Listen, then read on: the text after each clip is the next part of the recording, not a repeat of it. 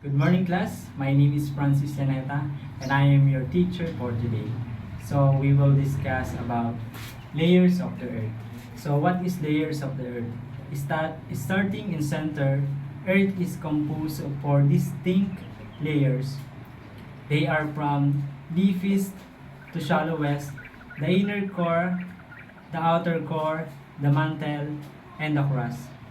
Except for the crust, no one has ever explored these layers in person.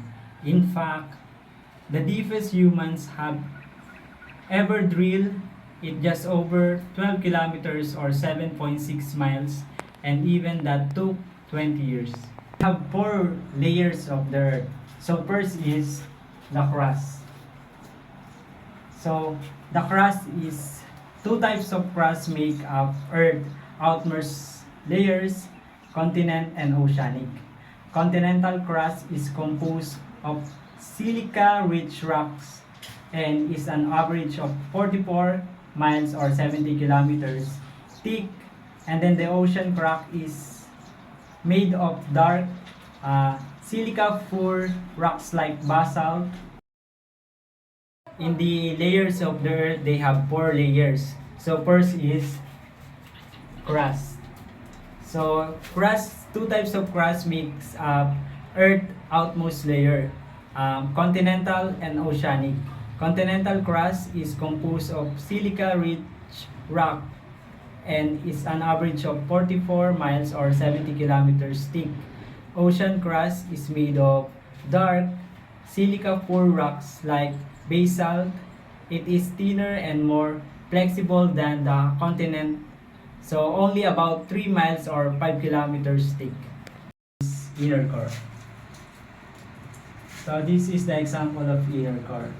So inner core, the innermost part of Earth is core and is about 1,500 miles or 2,414 kilometers thick. Both the inner and outer cores consist primarily of iron and nickel. They are extremely hot with temperature ranging from 7,200 to 9,000 Celsius. The inner core is under intense pressure, which keeps it solid despite high temperature. Mantle. Most of the Earth's volume is in the mantle.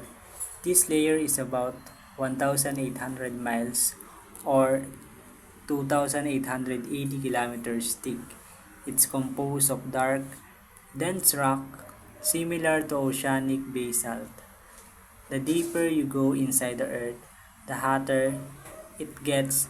Mantle materials near the cold outer crust is about 1,300 degrees Celsius, while rock near the Earth core heats up to about 7,200 to 4,000 degrees Celsius. And then the last is outer core. The outer core, which is liquid, is about 1,300 miles or 2,092 kilometers. Both the inner and outer cores consist primarily of iron and nickel and are extremely hot with temperature ranging from 7,200 or 900 degrees Celsius. That's all for today. Thank you.